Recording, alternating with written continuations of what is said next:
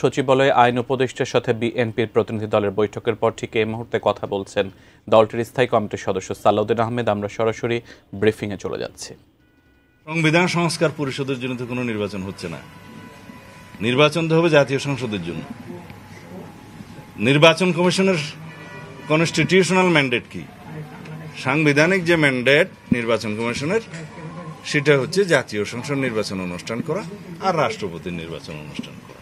এখন জাতীয় সংসদ নির্বাচন অনুষ্ঠানের মধ্য দিয়ে কেবল জাতীয় সংসদই তো গঠিত হবে, এখানে তো সংবিধান সংস্কার পরিষদ গঠিত হবে না। হ্যাঁ, আমরা যে গণভোটের প্রস্তাব করেছি, সেই গণভোটের মধ্য দিয়ে এই জুলাই জাতীয় সনদের বাস্তবায়নের পক্ষে জনগণ যদি সম্মতি দেয়, সেটা জনগণের একটা সার্বভৌম সম্মতি হবে, অর্থাৎ পরবর্তী জাতীয় সংসদ এবং সংসদ সদস্যগণ সেটা বাস্তবায়ন করার জন্য বাধ্য থাকবে। সেটা হচ্ছে জুলাই জাতীয় সনদ। কীরকম? যেইভাবে জুলাই জাতীয় সনদ স্বাক্ষরিত হয়েছে ঠিক ওইভাবে, যেভাবে ঐক্যমত্য প্রতিষ্ঠা হয়েছে ঠিক ওইভাবে, উইথ নোট অফ ডিসেন্ট। এখন যে সমস্ত প্রশ্নগুলো আমি দেখলাম, এখানে বলা হয়েছে আপার হাউসে অর্থাৎ উচ্চ কক্ষে নিম্ন কক্ষের প্রাপ্ত ভোটের আনুপাতিক হারে আসনের মধ্য দিয়ে উচ্চকক্ষ গঠিত হবে। এইরকম তো কোনো সিদ্ধান্ত হয়নি। সিদ্ধান্ত হয়েছে উচ্চকক্ষ গঠিত হবে 100 সদস্যের, এবং তারা কিভাবে কোন পদ্ধতিতে নির্বাচিত হবে সেটার ব্যাপারে তো ঐক্যমত্য হয়নি। কেউ ভোটের অনুপাতে চেয়েছে, আমরা চেয়েছি নিম্নকক্ষের আসনের অনুপাতে। এখানে বলা আছে যেভাবে নোট অফ ডিসেন্ট দেয়া হয়েছে, সেই নোট অফ ডিসেন্টগুলো নির্বাচনী ইশতেহারে উল্লেখপূর্বক যদি আমরা ম্যান্ডেট প্রাপ্ত হই, যে রাজনৈতিক দলসমূহ ম্যান্ডেট প্রাপ্ত হয়, তারা সেইভাবে সেটা বাস্তবায়ন করবে। তারপরে এখানে পিআরের ভিত্তিতে তারা প্রস্তাব সরাসরি করে ফেললেন এবং এখানে কোনো নোট অফ ডিসেন্টের উল্লেখ নাই। আর এখানে নাকি গণভোটে সেই প্রশ্নটা উত্থাপিত হবে যে ভোটের অনুপাতে, ভোটের প্রাপ্ত ভোটের সংখ্যা অনুপাতে পিআর অনুষ্ঠিত, ওই জাতীয় উচ্চকক্ষ গঠিত হবে কি হবে না জনগণ মতামত দিবে। সেই বিষয়টা তো ঐক্যমত্য হয়নি, নোট অফ ডিসেন্ট আছে। আর দ্বিতীয় কথা হলো, তাদের এখতিয়ারের বিষয়ে বলা আছে যে অর্থ বিল এবং আস্থা বিল বাদে, আস্থা ভোট বাদে সব বিষয়ে উচ্চকক্ষে উত্থাপন করা হবে। এইখানেও কর্মপরিধি, কার্যপরিধি সংক্রান্ত নোট অফ ডিসেন্ট আছে যে উচ্চকক্ষ যেহেতু নির্বাচিত নয় সরাসরি, সেই ক্ষেত্রে সংবিধান সংশোধনী সহ অন্যান্য বিষয়গুলো তারা বিবেচনা করতে পারেন না।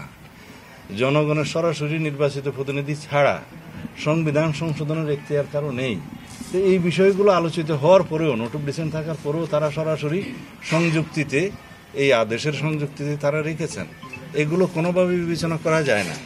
আরও এখানে আশ্চর্য হওয়ার বিষয় হচ্ছে যে তারা একটা টাইম লিমিট নির্ধারণ করে দিয়েছেন যে 270 দিন পঞ্জিকা দিন, মানে ক্যালেন্ডার ডেসের মধ্যে এই সমস্ত সংস্কার প্রস্তাবগুলো গৃহীত না হলে অটোমেটিক সেটা সংবিধানে সংযুক্ত হবে। এটা একটা হাস্যস্কর ব্যাপার। সংবিধানের কোনো বিষয় সংশোধিত হওয়ার পরে এটা একটা আইন, সেই আইনটা পার্লামেন্টে যথাযথভাবে পাশ হওয়ার পরে যখন স্পিকার সই করে রাষ্ট্রপতির কাছে দিবেন, রাষ্ট্রপতি সই হওয়ার পরে সেটা তখন আইন হিসেবে পরিণত হবে।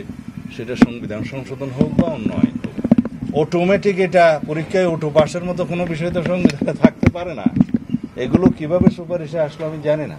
তাছাড়া এই তাদের সংযুক্তির গুলোর মধ্যে একটা কলামে আমি দেখলাম যে যে সমস্ত আর্টিকেলগুলো সংশোধিত হলে গণভোটের ব্যবস্থা আছে, সেই গণভোটের ব্যবস্থার মধ্যে সেটা পরবর্তীতে সংশোধন হওয়ার পরে গণভোট হইতে হবে।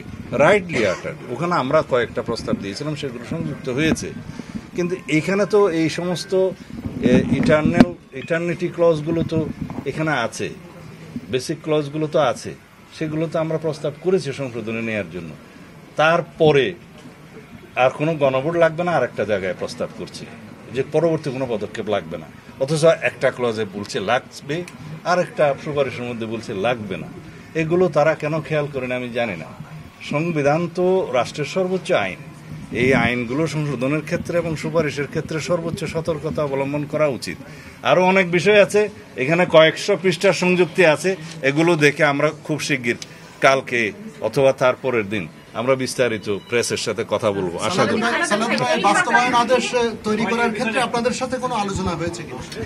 আলোচনা তো 4-5 দিন হয়েছে, কিন্তু যাহা আলোচনা করিলাম তাহা এখানে নাই।